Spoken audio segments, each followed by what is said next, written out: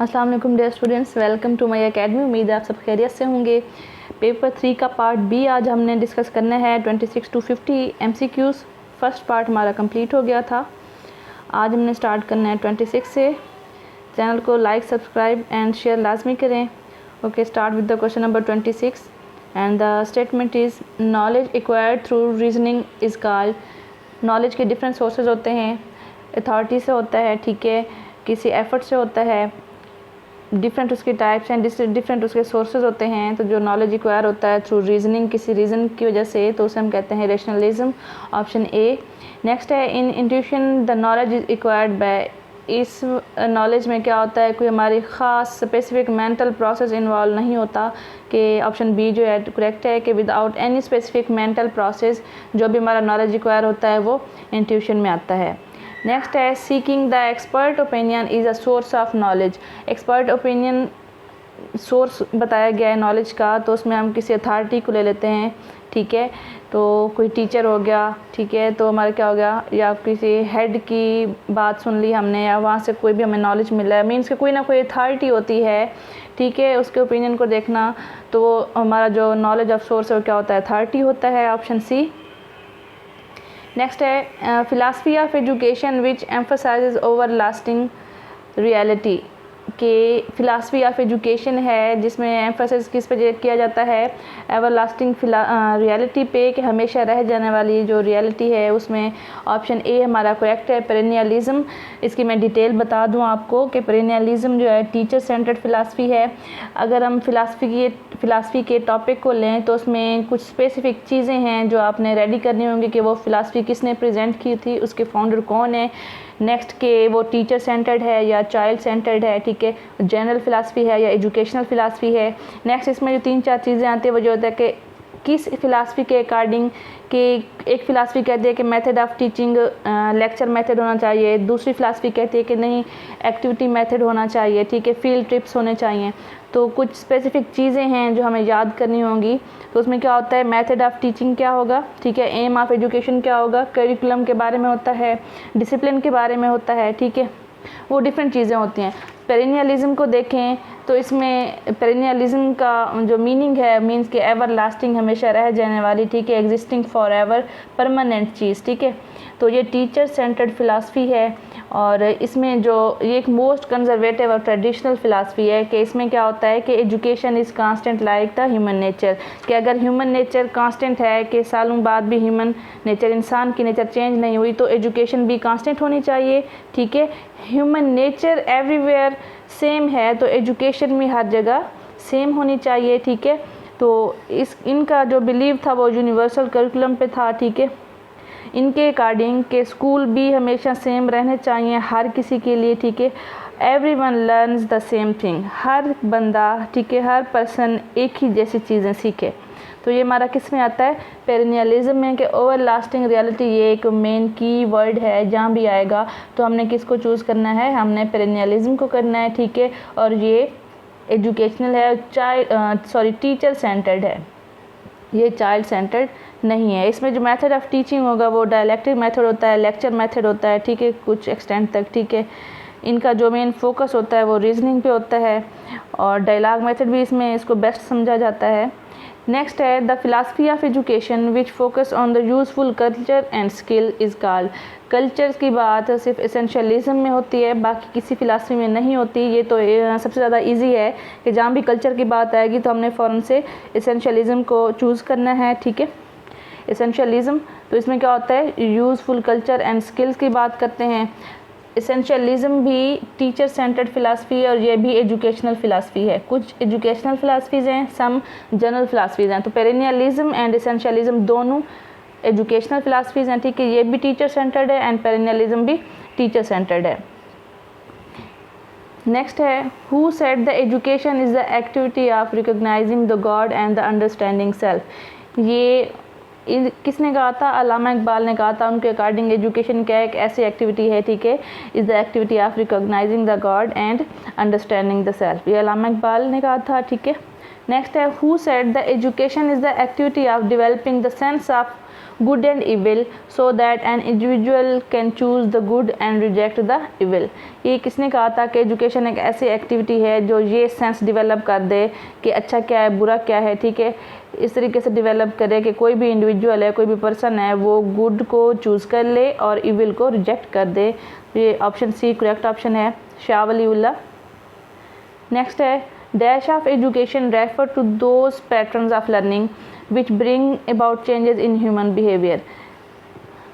Education की बात करें तो उसमें दो चीज़ें आती हैं, phase of teaching and the types of teaching, ठीक है, या types of education. Types of education में 3 मोड्स कह लें, 3 टाइप्स कह लें, ठीक है। तो उसमें बेसिकली 3 होते हैं, formal education, informal and non formal education. तो यहाँ पे ऑप्शन बी करेक्ट है कि मोड्स ऑफ एजुकेशन रेफ़र करते हैं डिफरेंट पैटर्न्स को जो क्या करते हैं ह्यूमन बिहेवियर में चेंजिंग लाते हैं, ऑप्शन बी। नेक्स्ट है dash education refers to the educational programmes which are conducted in the schools colleges and universities of the state according to the plan and organised procedure. 3 types हैं, formal, informal and non formal. Formal education में हम regularity की बात करते हैं, certification की बात करते हैं, ठीक है। ये एक रेगुलर काइंड ऑफ स्कूलिंग होती है जिसमें एक बाउंड्री के अंदर जाके आपने क्या करना होता है, लर्निंग करनी होती है, ठीक है। आप सीखते हैं वहाँ पे जाके, डिफरेंट आपको एक्सपीरियंस प्रोवाइड किए जाते हैं एक बाउंड्री के अंदर, एक स्कूल कह लें, ठीक है। तो वहाँ पे क्या होता है, रूल्स एंड रेगुलेशंस भी होते हैं जिनको फॉलो करना लाजमी होता है, टाइम को फॉलो करना होता है, ठीक है। वो उनके अपने रूल्स और रेगुलेशंस होते हैं, ठीक है। तो ऐसी एजुकेशन जो रेफ़र करती है एजुकेशनल प्रोग्राम्स को जो जहाँ कहाँ पे कंडक्ट किए जाते हैं, in the school colleges and universities, ठीक है। तो ये हमारी होती है formal education, option B. Next है dash education is the process of training and developing the abilities of the individuals in a certified programme. कि ये दोबारा फॉर्मल एजुकेशन का MCQs है कि ऐसी एजुकेशन एक ऐसा प्रोसेस है ट्रेनिंग का या डेवलपिंग द एबिलिटीज़, किसी भी इंडिविजुअल में आपने क्या करना है, डेवलप करना है खसूसियात को, एबिलिटीज़ को इन अ सर्टिफाइड प्रोग्राम जहाँ पे आप सर्टिफिकेट भी देते हैं, ठीक है। ये पता है कि हमने फॉर्मल एजुकेशन का अगर हम इसको डीपली सर्च करें तो फॉर्मल एजुकेशन है तो क्या होता है इसमें सर्टिफिकेशन की बात फॉर्मल एजुकेशन में आती है, रेगुलरिटी की बात भी फॉर्मल एजुकेशन में आती है, ठीक है। ये ऑप्शन ए करेक्ट ऑप्शन है इसका। नेक्स्ट है dash education refers to the education which is conducted in the formal educational institutions for the achievement of pre determined goals. Formal education option A correct है। इसमें क्या होता है कि जो भी इंस्टीट्यूशन है उसी के अंदर हम एजुकेशन प्रोवाइड करते हैं बच्चों को, ठीक है। और उसमें हमने अचीव क्या करना होता है, पहले से सेट किए गए होते हैं गोल्स के, हमने ये गोल अचीव करने हैं। तो क्या हुआ, for the achievement of pre determined goals, पहले से हमने उनको सेट किया हुआ होता है, ठीक है। तो हमारी होती है फॉर्मल एजुकेशन। नेक्स्ट है dash education refer to the education which happens outside of the context of the formal structured educational institution. वो कौन सी एजुकेशन है जिसमें वो कब होती है एजुकेशन कि outside of the context of the formal structured educational institution. जितने भी इदारे हैं फॉर्मल स्ट्रक्चर, ठीक है, उनसे बाहर जो भी एजुकेशन होती है वो कौन सी होगी, वो non formal, formal, non formal and informal. जो हमारी नॉन फॉर्मल होती है उसमें हमारी ओपन स्कूलिंग आ जाती है, डिस्टेंस लर्निंग आ जाती है, ठीक है। लर्निंग तो हो रही होती है लेकिन वो ऐसा कोई आपने इंस्टीट्यूशन जाके किसी इदारे में जाके क्लास नहीं लेनी होती, ठीक है। तो इसमें डिस्टेंस लर्निंग भी आती है, कोचिंग सेंटर जो होते हैं वो भी इसी नॉन फॉर्मल में आते हैं। लेकिन ये भी सर्टिफिकेशन है कि डिस्टेंस लर्निंग में भी आप प्रॉपर मतलब पढ़ते हैं अपना, आपको क्लासेस नहीं लेनी होती रेगुलर, ठीक है। वहाँ पे जाके नहीं लेनी होती, कोई भी आप सोर्स अप्लाई कर सकते हैं, यूज़ कर सकते हैं। तो इसमें क्या होता है, नॉन फॉर्मल करेक्ट ऑप्शन है। नेक्स्ट है dash education means the educational programmes in which the individuals are educated through distance learning methods and means of communication. अभी मैंने बताया कि डिस्टेंस लर्निंग किस में आती है, नॉन फॉर्मल में आती है, ठीक है। इसमें भी सर्टिफिकेशन होती है लेकिन क्या है, ओपन स्कूलिंग है, ऑप्शन बी करेक्ट ऑप्शन है। नेक्स्ट है dash education refers to a process of change in behaviour which happens outside of the context of formal and non formal educational programme. ऐसी education, ऐसा process जो behaviour में change लाता है और वो कहाँ पे होता है, outside of the context of formal and non formal educational programme.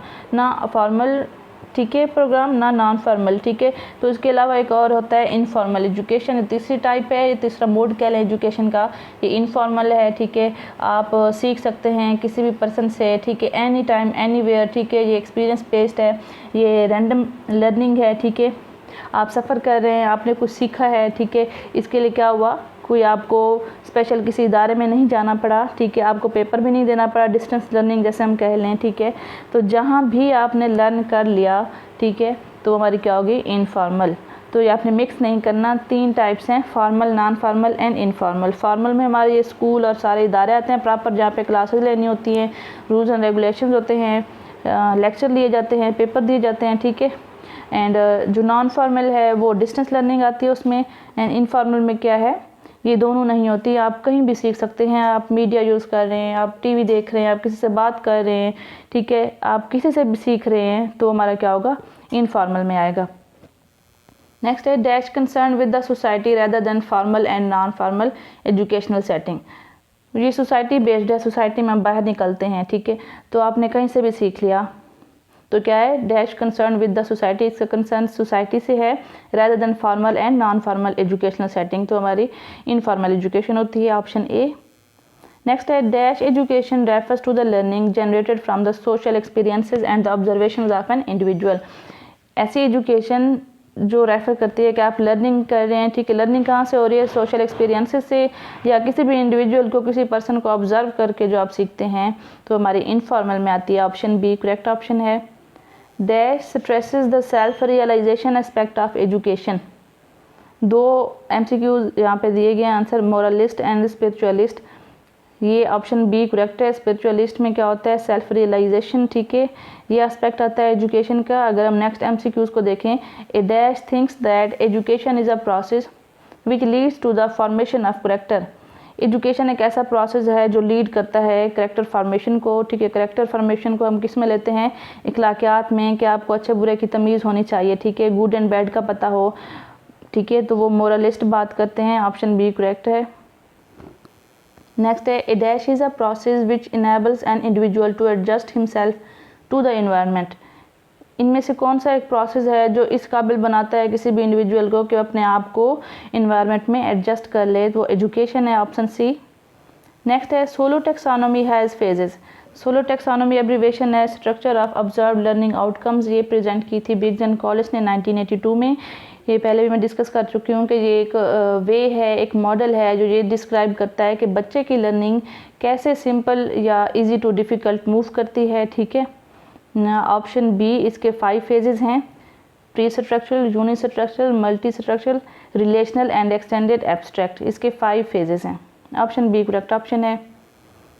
Next है which of the following is not one of the 4 types of measurement scale used in the educational research. Educational research में हम measurement scale use करते हैं जो total 4 हैं, उनके जो name है वो nominal scale, ordinal scale, interval scale and ratio scale. अब इन 4 ऑप्शन में देखें तो कहते हैं कौन सी इसकी टाइप नहीं है, तो ऑप्शन डी है क्राइटेरियन स्केल, ये इसकी कोई टाइप नहीं है। 3 टाइप्स दी गई हैं यहाँ पे, नॉमिनल, रेशियो, इंटरवल, एक नहीं दिया गया वो है ordinal scale. Measurement scale total 4 हैं, इनकी मैं डिटेल दे देती हूँ आपको कि कौन से क्वालिटेटिव हैं, कौन से क्वांटिटेटिव हैं। फर्स्ट नंबर पे आता है नॉमिनल स्केल, इनका आपने सीक्वेंस भी याद करना है, समटाइम सीक्वेंस भी पूछ लेते हैं। नेक्स्ट एक 2 MCQs में आए हुए हैं कि इनका करेक्ट सीक्वेंस क्या है, कि कौन सा किस नंबर पे आता है। नॉमिनल स्केल बेसिकली क्वालिटेटिव है। जो फर्स्ट 2 स्केल हैं, नॉमिनल एंड ऑर्डिनल, दोनों क्वालिटेटिव हैं। ठीक है, इसमें क्या होता है, किसी क्वालिटी की बेस पे हम कैटेगरी में डिवाइड कर देते हैं, और ये लोएस्ट लेवल ऑफ मेजरमेंट है, ये भी याद रखना है। ये स्केल क्या करता है, क्लासीफाई कर देता है ऑब्जेक्ट्स को, पर्सनस को एक या एक से ज़्यादा कैटेगरीज में डिवाइड कर देता है। क्वालिटेटिव हमने इसको बोला है, तो क्वालिटेटिव मीन्स कि किसी न किसी क्वालिटी की बेस पे हम क्या कर देते हैं, ग्रुप्स में इनको डिवाइड कर देते हैं। जैसे हम मेल और फीमेल की बात कर लें, तो यहाँ पे क्या हुआ, कोई ना कोई क्वालिटी है जिसकी वजह से हमने उनको क्या किया, 2 कैटेगरीज में हमने डिवाइड कर दिया, ये क्वालिटेटिव है। नेक्स्ट इसका आता है फर्स्ट है नॉमिनल, सेकंड है ऑर्डिनल। ऑर्डिनल स्केल भी क्वालिटेटिव है, इसमें इसका जो मेन की वर्ड है वो है रैंकिंग, इसको हम रैंकिंग के लिए यूज़ करते हैं। इसमें जो हम स्टैटिस्टिक्स यूज़ करते हैं उसमें मीडियन, मोड एंड फ्रीक्वेंसी आ जाते हैं। ऑर्डिनल स्केल में क्या होता है कि इसकी एग्जांपल ये होगी कि हम सिर्फ रैंकिंग कर देते हैं किसी भी चीज़ की, किसी भी ग्रुप की, ठीक है। हम सिटीज़ की बात करें तो हमने अगर कहा है कि इस्लामाबाद ज़्यादा पसंद है, पिंडी कम पसंद है, रावलपिंडी, ठीक है। हमने सिर्फ ये कहा, रैंकिंग कर दी कि इस्लामाबाद ज़्यादा पसंद है, पिंडी कम पसंद है, ये नहीं बताया कि इस्लामाबाद कितना ज़्यादा पसंद है, ठीक है। जस्ट हमने क्या किया, उसकी रैंकिंग की है। तो ये भी क्वालिटेटिव में आता है। फर्स्ट 2 स्केल हमने डिस्कस कर ली हैं, ठीक है। नॉमिनल एंड ऑर्डिनल दोनों क्वालिटेटिव हैं। ऑर्डिनल स्केल को हम रैंकिंग के लिए यूज़ करते हैं। 3rd नंबर पे आता है हमारा interval scale. Interval scale and the last is ratio scale, ये दोनों क्वांटिटेटिव हैं, इसमें क्वांटिटेटिव डाटा होता है, ठीक है। इंटरवल स्केल को हम उस टाइम यूज़ करते हैं स्पेशली जब हमारा वेरिएबल सब्जेक्टिव हो, ठीक है। इसका जो मेन कीवर्ड है कि interval scale is the magnitude of ranking. हम रैंकिंग तो करते हैं, जैसे हमने कहा इस्लामाबाद ज़्यादा पसंद है, पिंडी इतना पसंद नहीं है, रैंकिंग कर दी कि फर्स्ट नंबर पे कौन पसंद है, सेकंड पे कौन है, ठीक है। यहाँ पे क्या होता है कि मैग्नीट्यूड ऑफ रैंकिंग, हम ये भी बता देते हैं कि रैंकिंग की मिकदार कितनी है। अगर प्रीवियस एग्जांपल को ही लें कि इस्लामाबाद पसंद है, पिंडी उससे कम पसंद है, तो अगर हम इंटरवल स्केल में बैठे हैं, उसकी बात कर रहे हैं, तो क्या करेंगे कि हम कहेंगे, इसमें 2 वेरिएबल लिए हुए हैं, ठीक है। हम कहेंगे इस्लामाबाद 100 में से 90% हमें पसंद है, ठीक है, 10% हमें पिंडी पसंद है। तो हमने क्या किया, मैग्नीट्यूड की बात कर दी, ठीक है, मिकदार की बात कर दी है, ठीक है। इसमें क्या होता है, इसका एक ट्रू ज़ीरो एग्जिस्ट करता है, ठीक है। इसमें एग्जिस्ट नहीं करता।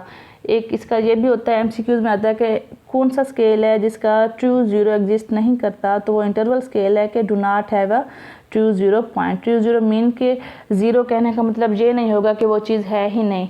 टेम्परेचर अगर ज़ीरो की बात करते हैं, या ठीक है कोई भी चीज़ हमने ले ली, ज़ीरो, अगर हमने IQ टेस्ट लिया है किसी का, वो 0 से 200 के दरमियान आ रहा है, तो इसका यह मतलब नहीं है कि 0 पे उसका इंटेलिजेंस कोई होगी ही नहीं, ठीक है। इसमें जो स्टैटिस्टिक्स यूज़ करते हैं उसमें वेरिएंस है, स्टैंडर्ड डेविएशन है, mean, F test, T test, coefficient of variance इसमें डिफरेंट आ जाते हैं। लास्ट पे है रेशियो स्केल, ये हाईएस्ट लेवल है मेजरमेंट स्केल का, ये भी क्वालिटेटिव है, क्वांटिटेटिव है, ठीक है। ये 4 हैं मेजरमेंट स्केल जिनको आपने डीपली रीड करना है।